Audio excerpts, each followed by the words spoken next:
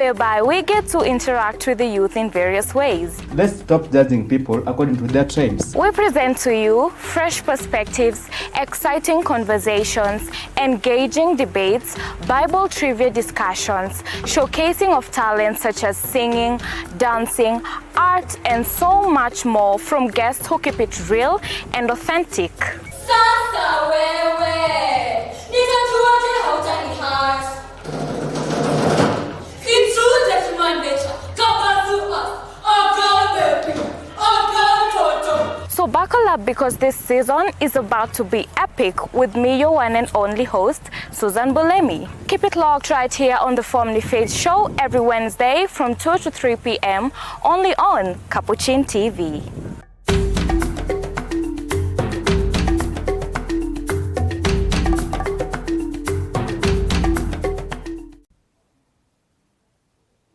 A very good afternoon to you, our dear viewers, from wherever you're tuning in from, and welcome to today's episode of the Family Faith Show right here on Capuchin TV with me, your host, Susan Bulemi. So on today's conversation, we are going to discuss on the importance of youth-led initiatives and the call for youth representation in the national decision-making, especially in the National Assembly. And remember also this week being the week whereby in the Lenten campaign, we focus on the youth as being an untapped resource. We are going to have this conversation and we are going to view the youth as important people in the society, especially being change makers. And of course, I'm not going to have this discussion alone. My guest today, who is an advocate for youth empowerment, will help shed more light on today's conversation. But remember, if you'd like to reach to us, you can send us an SMS through our SMS number 21760, or rather you could also drop a comment on all our social media platforms. Without further ado, let me take this opportunity to allow my guest to introduce himself to you, our dear viewers, and tell us what he does and which parish he comes from. You're welcome.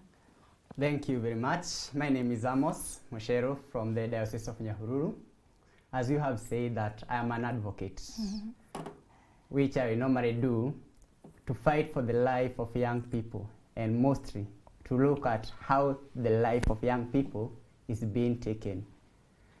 And I read an initiative, a youth amendment, which I'm working on right now, to make sure that the life of young people and decision that he's making or she is making, it is being heard in the National Assembly and in the states.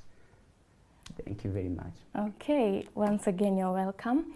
And maybe if we could begin by you giving us a bit of background of why you decided to take on this journey of being an advocate for youth empowerment and help in leading these initiatives that help the youth be in the limelight, especially in the society and in terms of national discussions and all that?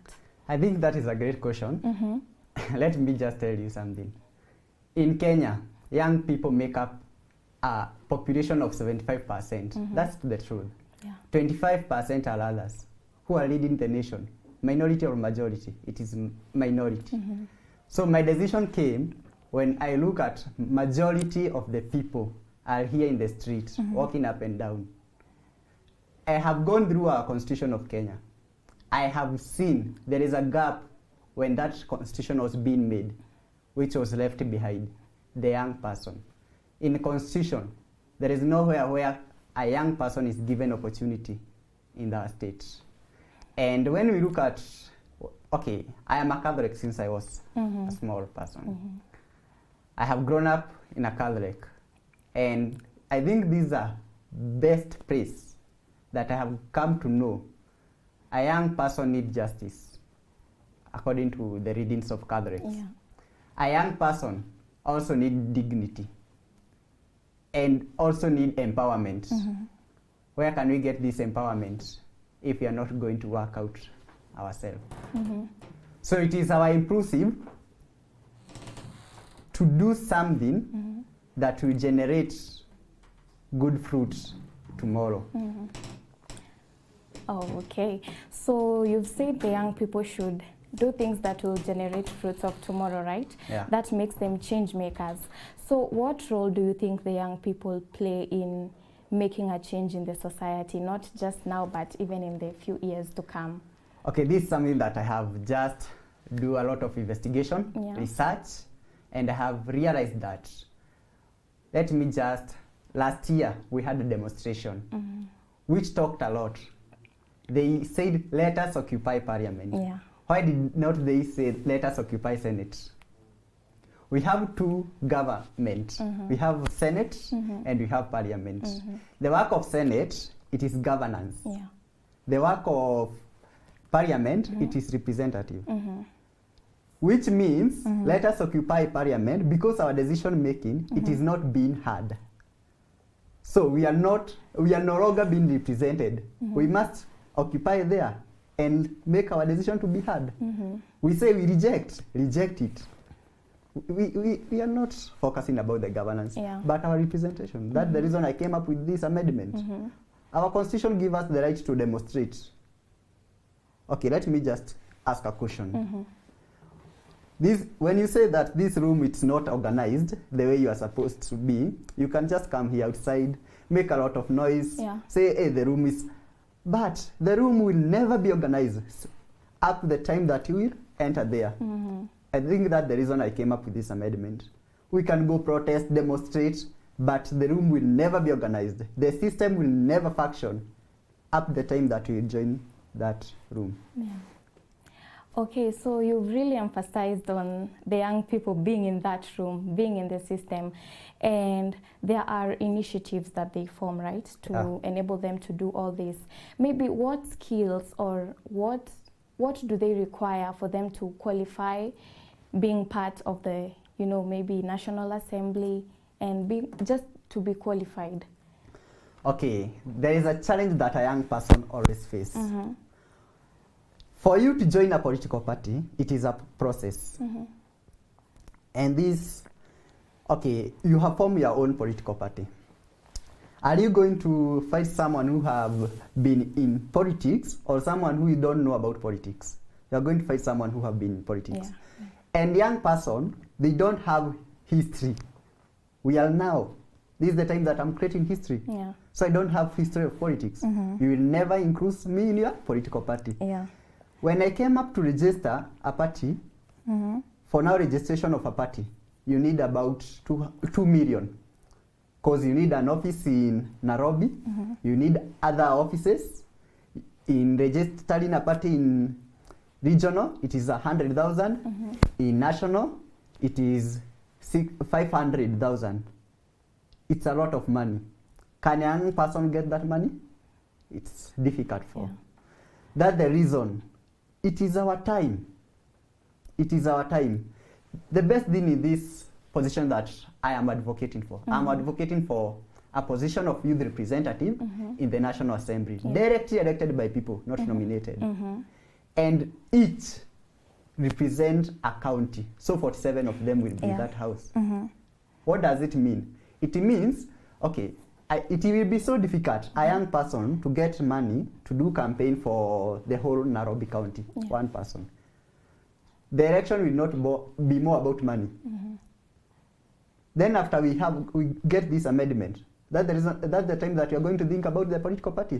Because we cannot be called, come, show us the direction, come. We have that challenge as a young person. And allow me to just mention something. For now, our country, our state, it is in very, very dangerous place when we come to 2027 general election. The reason being, we have two people who are just like, we are the holder of our Kenya. We have our former deputy president, Rigathi Gachagua. Watu wa mlima, msidanganywe, tumezoea. And you see, you are very, very, very attention. William Samoei Ruto, our president, have a plan to go to Mount Kenya. When will he be going? The 1st of April. That is 1st April. It is Fool's Day. So how is mountain going to allow that this is the truth that we have been brought? So it will be so difficult. When we come to that man, I appreciate his wife, Dr. Rigathi, Dorcas Rigathi. He fought for the life of a young person who was a boy child. Mama boy. Why? Rigathi Gachagua fought because of drugs. What is the work of a drug in a youth? For me, taking drug, it is not something new. I can take drug just to relax my mind. I can take drugs when I see that no one wants to listen to me. But that is the challenge that we have. We don't have anyone who that I can bring my complaint and you listen.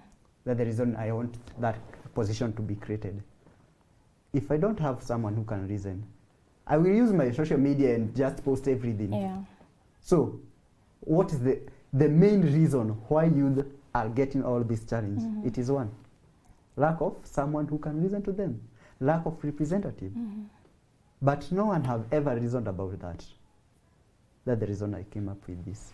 Okay, so maybe if I could take you back a bit. Yeah.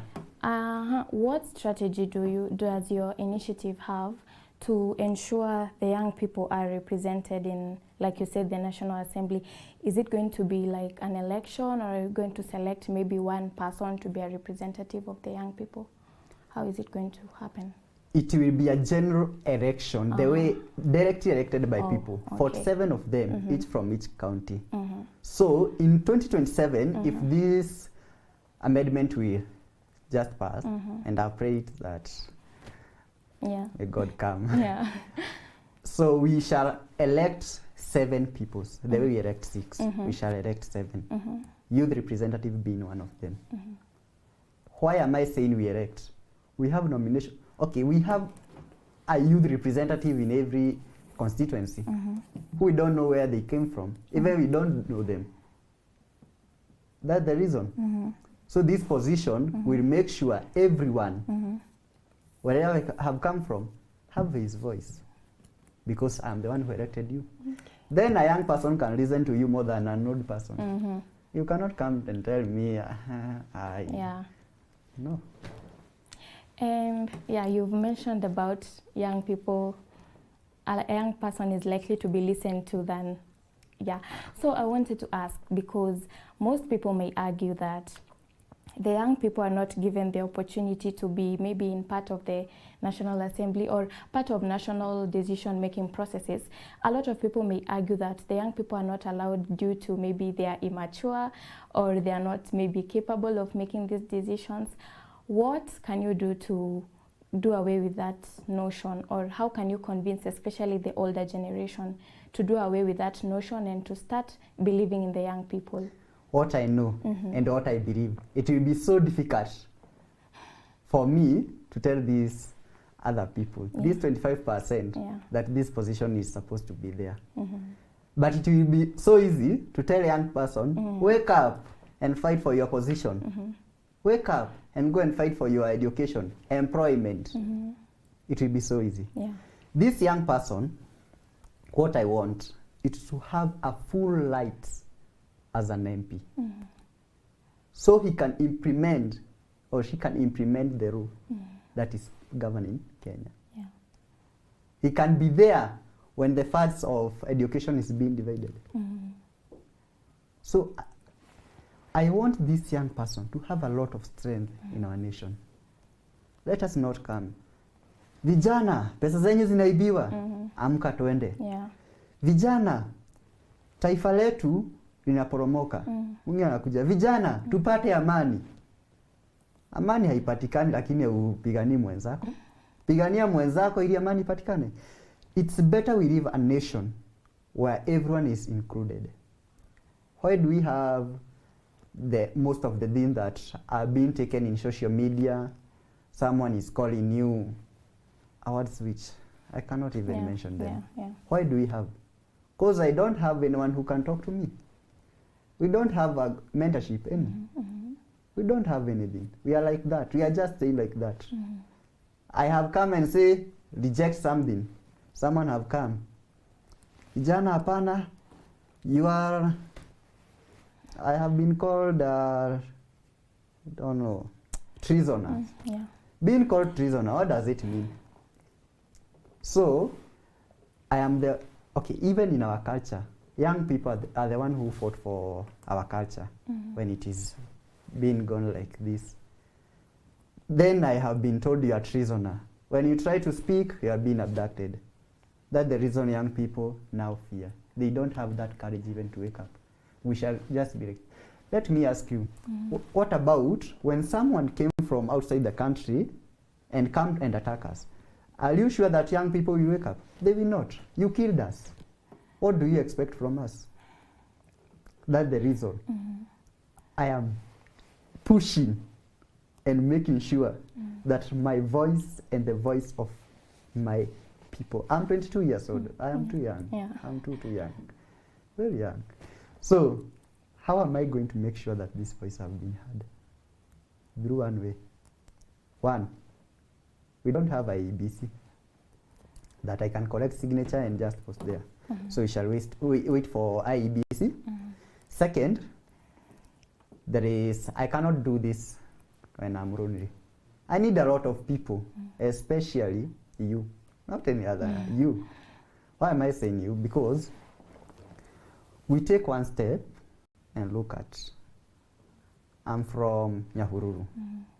That's a small region. Yeah. Kenya is big. When I came up with this amendment, I don't want it to be a political game.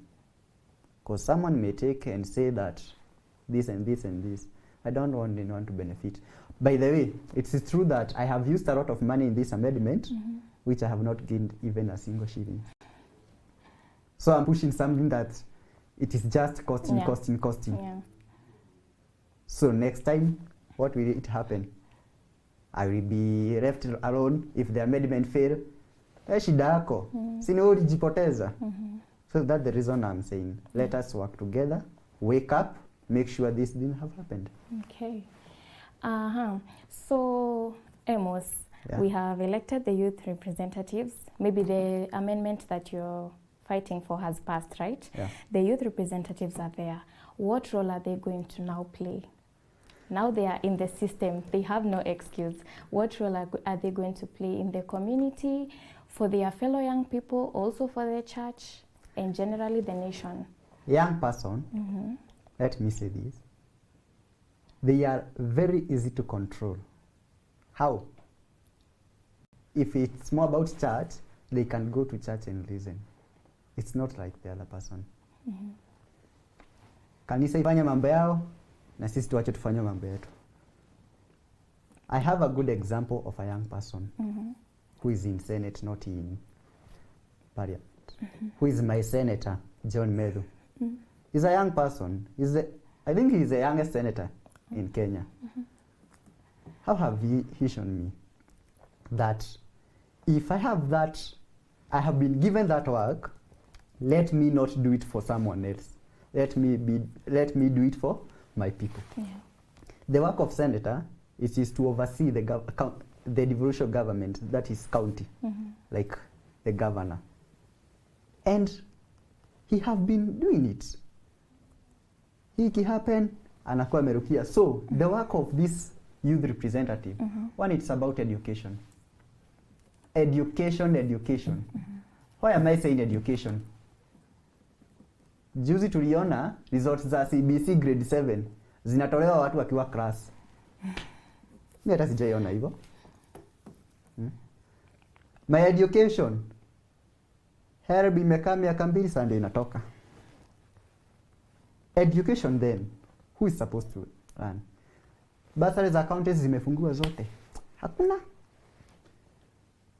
County, MCA ni ako pale chini kabisa, so ni anajua shida za watu. Kama bursaries za counties zimefungua, yeye atapata bursary. Tutasoma na nini? Masomo ititumia nani? Si ya marajili. Aya, another thing. Not only education, employment. As a young person, let me tell you, I am a young person. The main achievement that President Ruto have done, it is one. ametafutia vijana 200,000 outside the country job. One person hawezi enda huko bila more than 10k because of transport, visa. So that is approximate more than 2 billion. 2 billion, nikiwa kama kijana, nimekuja decision yangu, 2 billion. 300 million kampuni ya majani Nyandarua. 300 million kampuni ya majani Kericho. Kampuni ya majani ingine Nyeri 300 million. Another kampuni ya nini Ivo. Hadi the fridge of fish huko Kisumu. Yeah. A lot of ni kazi gani nitakuwa ni sini mingi sana. And our country will be, for now no one can tell president. Yeah. Why? Kila mtu anataka prevent from here. Yeah. Why are the young people who are in governance now are being beaten up? That's the reason I need this young person to talk for young people. Employment, talk about education. Let every share that a person is getting, let a young person get. Let my decision be heard. A young person, it's very easy to reason to a young person. Yeah. And that's true. Okay, so let's dive a bit into the church. How do you think, or how would you like the Catholic Church to support maybe your initiative? How, in which ways could they help you maybe fasten the process of you being heard, of the youth being heard? Because we've realized that, especially in the past 1 year till now, the Catholic Church has really tried so hard to support our young people. So maybe what roles could they play in enabling, you know, the youth being to get represented in the... Let me say this. Yeah. From my local church, I have been saying this. Yeah. We cannot fight a fight where we don't know where we are leading to. We must fight a fight and know where we want to go. Yeah. For now, we have been saying, stop abduction. Stop this. Young people, let us go to demonstration. Let us go to protest. But we don't know. What do we want? Why is this young person doing it? Tuache kutafuta the solution of that time. Let us find the solution of hapo mbele. That's the reason I came up with this amendment. Yeah. It will solve a lot of problems. A lot of. Catholic Church, I will repeat again, it have played a very good role since 1992. Yeah. I was not born at that time. 1992. In multi-party time, Catholic Church played a very good role through our Cardinal, Cardinal OTUNGA that time. Kupigana kabisa. In 2010, Catholic Church played a good role in constitution making. Alikuwa anataka kuweka this religious court, Catholic court in our constitution. They were supporting abortion, yako kwa katiba. Catholic Church said no and no. Why? Because they think about the justice. My amendment, my initiative, it's more about justice. It's about empowering these young people, which go direct with the mission of the church. That's the reason even I have worked with the church up to where I am. Yeah. Which I know even the church will help me. That one I can assure you. That one I can assure you. Yeah. Because I have my, let me call my friend, who I love, that Reverend, not the bishop, like Bishop Muheria. When he is speaking, he's not speaking as bishop. He's speaking like someone who knows how we are feeling as the crowd. Yeah. Because we are feeling a lot of pain. A lot of. Let me ask you. I don't have money. You have that phone there. What will make me not take it and go and sell? I don't have money. Kwa sababu kunionyesha venye pesa zinatafutwa, siwende utafute nikuje nichukue. That is the mind of young people. Yeah. Kwa hivyo kanisa imekuja kupigania haki and that justice of young people. That's the reason why I endorse that they will just support me. Okay, and it will actually be a positive thing if the church helps you with your amendment process and everything. So I'd also like to ask, when the young people are now represented in the National Assembly, in the national decision-making processes and everything, what impact will they make in the current policies that we have? Maybe what will they maybe improve, make more better than it is right now? Let me say, it is better we invest in young people than we invest in someone who his net worth is 1 billion. That is the challenge that we have.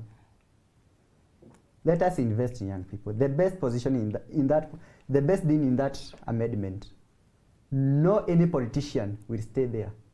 18 to 35. More than 35, hawezi simama hiyo kiti. Hakuna politician anaishi hapo. So, meaning every county watakuwa kijikuza vijana. Na afadhali wakati jirani yako ana kitu, hata kama we hauna. Let me that my brother have, even if I don't have. The time that I was born, the same government which was there, it is the one which is here. Yeah. How is the corruption going to die? We cannot beat corruption. We must change new faces so that we can. It is going to empower youth about politics. Yeah. Youth don't know even the importance of politics. Nenda kuchaguana kwa nini? Kuna haja. That's the reason. And let me tell you something. We as a young person, tunaonanga kule mbele kabisa.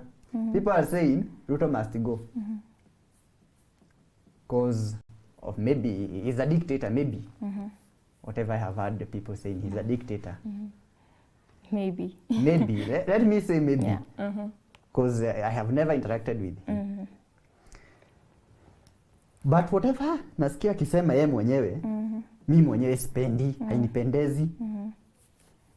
Mimi hainipendezi kwangu. Tukikuja huku kwa the former deputy president, amesema vijana kujeni. 2027 huyu mtu anaenda nyumbani. Come and support us. You come and support them. They have a chance to go back to the government. They have been there. Why can't they take a youth and just put him there and then they... Why? Which position will a youth have? Kijana atawaisaidika nini? Kama if there is no any side which is taking a youth. Tasaidika lini? That's the reason I'm saying it is our time to wake up and fight for what it is belong to us. We cannot say someone saying Matiang'i. Okay, come and say Amos. Amos will be our president. Remember, you are the one who said so. When I just enter there, don't tell me anything. Yeah. Then I have heard from some people, it's true I talk. Matiang'i is a project of someone. That's whatever I have heard. Being a project, atatusaidia. Where is that? Okay, up to now, whatever I have said, no good politician we have in our country. No good politician. The good politician are youths who are advocating in the social media because they don't have space to talk. It is our time. Give us a space where we can talk, we can exchange, we can have dialogue. Just like that. Okay, so you have mentioned earlier that among the challenges that you're facing in implementing your initiative, the main challenge you've said is maybe lack of resources in terms of capital, right? What other challenges are you probably facing and how are you overcoming them? Okay, in my amendment, I'm facing a lot of challenge. As you have said about finance, and I have mentioned earlier. Second thing, creation of awareness to people. I don't have a system where I can use to create awareness. I can post in social media, but people will see this young person is joking. Now talking in social media, anasaidia. Something like that. Another thing that I'm facing, okay, I have ever, sijaipatana na mtu yoyote pale, akasema hii amendment si poa. Wote wanasema, so doctor, pongezi, wewe endelea. Lakini ukiniambia niendelee, naendelea na nini? Get that information, ende uambie mwenzako. Young people need this, and this and this. That's the reason why nimesema I'm using a lot. And I'm spending a lot, hiyo ni kweli. Creation of awareness. Young people don't know even the important even of voting. So lazima niwafunze umuhimu wa kuchaguana. Sikuji kuambia amendment hivyo. Nawaelezea sana. And that is a lot of. Mbona niseme we must about young people. They have a lot of energy. These people have a lot of energy. Yeah. Wise decisions. By the way, if you want to know what a drug can do you, go and ask for someone who use it. Mtu anatumia dawa za kulevya zote, ndio mwambie, lakini dawa za kulevya mimi sianangi zikiwa nzuri. Takwambia ni ukweli. Hivi na hivi na hivi. Atakuelezea zote. Si ati ajui, anajua. Lakini ukimuuliza mbona wewe anatumia, hajui. That's the challenge that we have. The government is not good. What is the solution? Kuna tusatoka hivyo. That's the reason I'm facing that challenge. Another thing, the government don't want to interact with my amendment. Kenda kwa every office, unaona nani president? Wanataka wasema ilianza hiyo ofisi. Waende uanzishe na huko, itatupata huko juu. So that's a lot of challenge. Yeah. Okay, and maybe if I could ask, while in this process of trying to create awareness and, trying to tell people of the new amendment that you're trying to bring up, are you doing this alone or do you have a team? Okay, I started alone. I just started in our local church. Then I went to parish level. After parish, I went to diocese, Nyahururu diocese. Talked with the young people. After there, nimekaa tu hivi sasa, nimemaliza diocese, sasa nifanye nini? Then I asked for our CJPD General Secretary, Nyahururu diocese, to support me. And he agrees. So the matter is with the CJPD in our national level, which is being looked at. So I'm sure that it is doing something well. Then I have I have exchanged my way of thinking with our chaplain, national level, Reverend Father Cosmos. I didn't feel like nimesikizwa kabisa. Hajasema kitu lakini unasikia like that amendment is good for young people. That's the reason nasema I'm okay, lakini nimekuwa nikifanya peke yangu. Okay. So maybe if you could tell our viewers, apart from this initiative, particularly this that you're trying to push forward about the youth being represented in the National Assembly, what other youth-led initiatives do you know about, or which other initiatives could you advise the youth out there to, start on, apart from my whatever I'm pushing? Apart from that, there is something that I would like young people to look. We cannot just say about government. Let us look even the innovation that we have in social media, in everything. Let us put policies that will help us in those innovations that we have. That is one thing. Another thing, about our climate.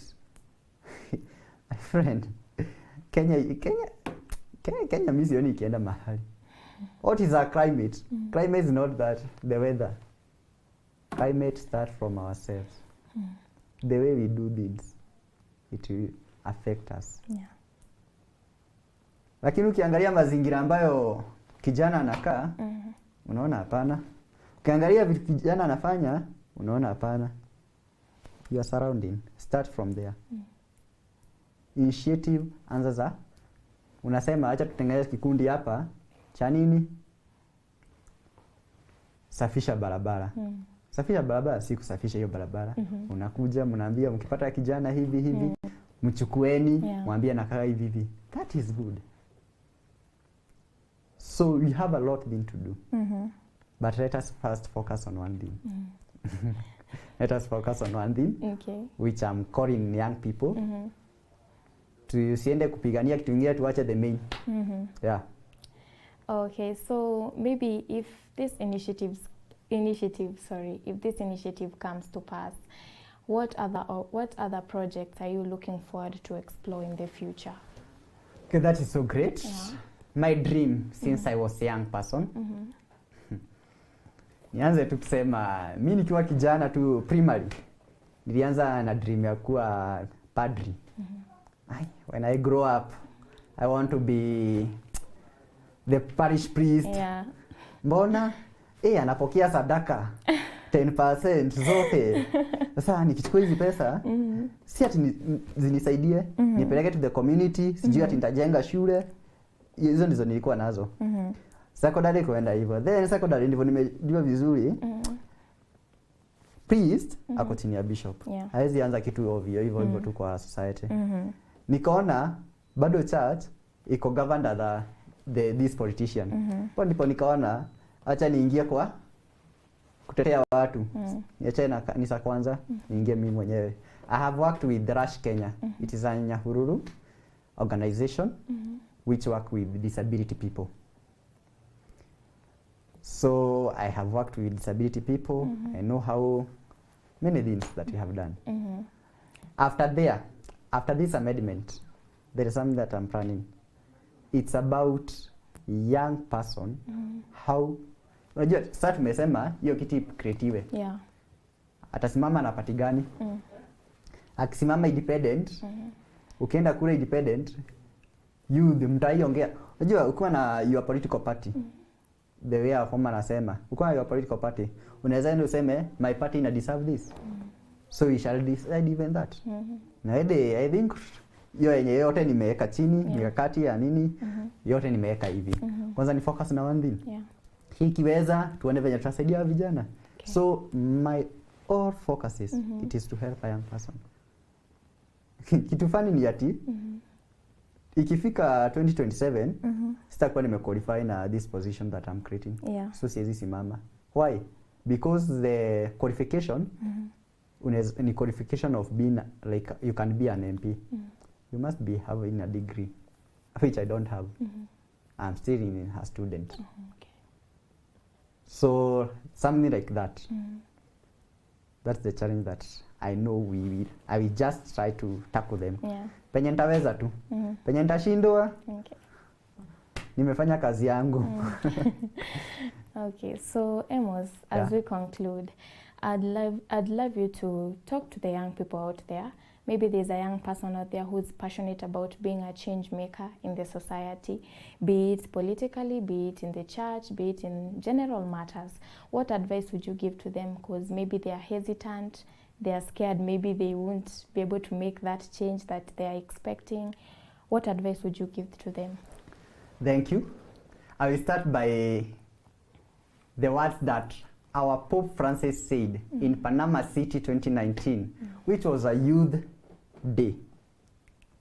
You, dear young people, you are not tomorrow, but the future of now with God.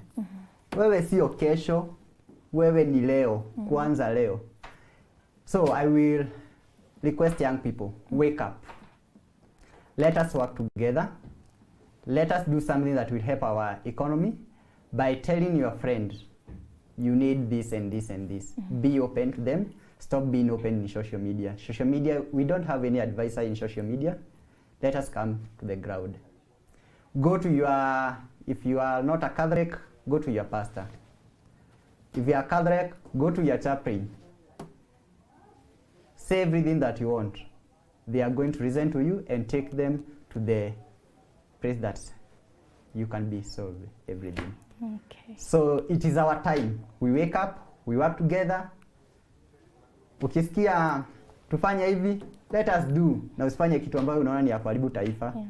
Maandamano itatusaidia kwanza tupiganie na this amendment ili tuone tuache kupiga kelele kwa nje. Yeah. That's a good thing that I can say. Okay. Thank you so much once again, Amos, for being part of today's conversation.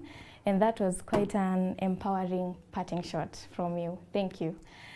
So to you, our dear viewers, it is time for us to conclude today's show, but just like Amos has said, quoting the words of the Pope, you are not tomorrow, but the future of today. So any young person out there who's aspiring to have a youth-led initiative, go for it. Do not be scared. You just have to begin and the rest will follow. So I have been your host, Susan Bulemi. See you here next time, same place. Have a blessed week.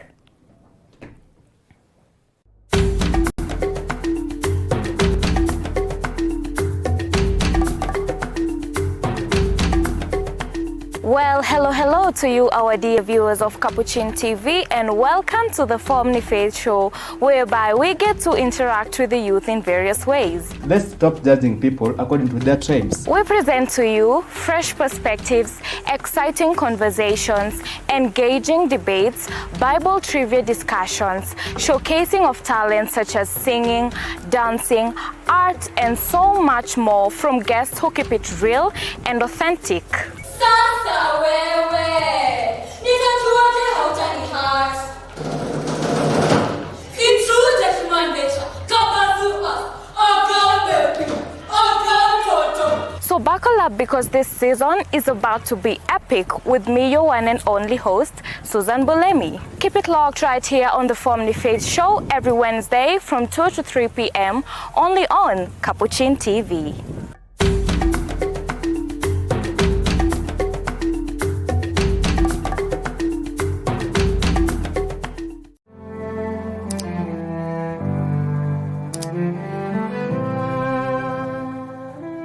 Capuchin TV. Sisi ni mahujaji wa matumaini, kwa maana tunaishi kwa imani. Tuendelee kuishi, kulinda na kuitetea imani yetu. Paybill number 510678. Account name capstv. Kitambulisho chako Katoliki.